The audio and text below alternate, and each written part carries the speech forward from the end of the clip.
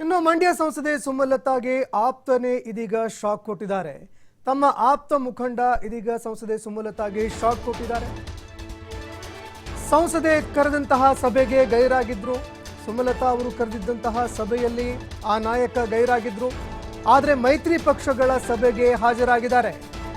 ಎಂಡುವಾಳು S ಸಚ್ಚಿದಾನಂದ ಸುಮಲತಾಗೆ shock ಕೊಟ್ಟಿದ್ದಾರೆ.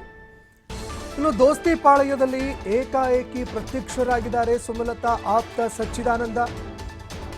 ಶ್ರೀರಂಗಪಟ್ಟಣ ಆದರೆ ಸಂಸದೆ ಸುಮಲತಾ ಅವರು ಕರೆದಿದ್ದಂತಹ ಸಭೆಗೆ ಅವರು ಗೈರಾಗಿದ್ರು.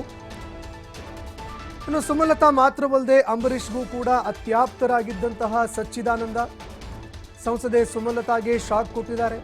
ಪ್ರತಿ ಹಂತದಲ್ಲೂ ಕೂಡ ಸಂಸದೆ ಸುಮಲತಾ ಪರವಾಗಿ ಸಚ್ಚಿದಾನಂದ ನಿರಂತರವಾಗಿ ನಿಲ್ತಾ ಬರ್ತಾ ಇದ್ರು. ಇನ್ನು ಕಳೆದ ಬಾರಿ ಲೋಕಸಭೆ ಚುನಾವಣೆ ಸಂದರ್ಭದಲ್ಲೂ ಸಾಕಷ್ಟು ರೀತಿಯಾಗಿ ಸುಮಲತಾ ಅವರ ಪರವಾಗಿ ನಿಂತು ಚುನಾವಣೆಯ ಸಂದರ್ಭದಲ್ಲಿ ಅವರ ಪರವಾಗಿ ಮತಯಾಚನೆ ಮಾಡಿ ಅವರಿಗೆ ಶಕ್ತಿಯಾಗಿ ನಿಂತಿದ್ರು. ಆದರೆ ಇದೀಗ ಸಚ್ಚಿದಾನಂದ ಏಕಾಏಕಿಯಾಗಿ ಮೈತ್ರಿ ಪಕ್ಷದ ನಾಯಕರ ಸಭೆಯಲ್ಲಿ ಭಾಗಿಯಾಗಿದ್ದಾರೆ. ಬಿಜೆಪಿ ಹಾಗೂ ಜೆಡಿಎಸ್ ಸಭೆಗೆ ಹಾಜರಾಗಿದ್ದಾರೆ. ಇನ್ನು ಸಂಸದೆ ಸುಮಲತಾ ನಿನ್ನೆ ಒಂದು ಸಭೆಯನ್ನ ಕರೆದಿದ್ರು. ಅದೇ ರೀತಿಯಾಗಿ 3ನೇ ತಾರೀಕಿನಂದು ತಮ್ಮ ನಿರ್ಧಾರವನ್ನ ಪ್ರಕಟ ಮಾಡೋದಾಗಿ ಕೂಡ ಹೇಳಿಕೆಯನ್ನ ಕೊಟ್ಟಿದ್ರು. ಆದರೆ ಈ ನಡುವೆ ನಿನ್ನೆ ಕರೆದಂತಹ ಸಭೆಗೆ ಗೈರಾಗಿದ್ದಂತಹ ಸಚ್ಚಿದಾನಂದ ಇವತ್ತು ಬಿಜೆಪಿ ಹಾಗೂ ಜೆಡಿಎಸ್ ಮೈತ್ರಿ ಸಭೆಗೆ ಹಾಜರಾಗಿದ್ದಾರೆ. ಹೀಗಾಗಿ ಇಂಡುವಾಳು ಎಸ್ ಸಚ್ಚಿದಾನಂದ ಸಂಸದೆ ಸುಮಲತಾಗೆ ಇದೀಗ ಶಾಕ್ ಕೊಟ್ಟಿದ್ದಾರೆ. ಅದೇ ರೀತಿಯಾಗಿ ಸುಮಲತಾ ಅವರ ನಡೆ ಏನಾಗಿರುತ್ತೆ ಅನ್ನುವಂತಹ ಪ್ರಶ್ನೆ ಕೂಡ ಎದುರಾಗಿತ್ತು. ಈ ನಡುವೆ 3ನೇ ತಾರೀಕಿನಂದು ಅವರು ತಮ್ಮ ಆಪ್ತರ ಜೊತೆಯಲ್ಲಿ ಸಭೆ ನಡೆಸಿ ಸಮಾಲೋಚನೆ ಮಾಡಿ ಅವತ್ತೇ ತಮ್ಮ ನಿರ್ಧಾರವನ್ನ ಪ್ರಕಟ ಮಾಡ್ತೀನಿ ಅಂತ ಅಡ್ಡಗೋಡೆ ಮೇಲೆ ದೀಪ ಇಟ್ಟು ಮಾತನಾಡಿದ್ರು. ಒಂದು ರೀತಿಯಾಗಿ ಅಂದ್ರೆ ಲೋಕಸಭೆ ಚುನಾವಣೆಗೆ ಬಹುತೇಕವಾಗಿ ಅವರು ಬಂಡಾಯ ಅಭ್ಯರ್ಥಿಯಾಗಿ ಲೋಕಸಭಾ ಅಖಾಡಕ್ಕೆ ಧುಮುಕುವಂತಹ ಸಾಧ್ಯತೆಗಳು ಹೆಚ್ಚಾಗಿ ಕಂಡು ಬರ್ತಾ ಇತ್ತು.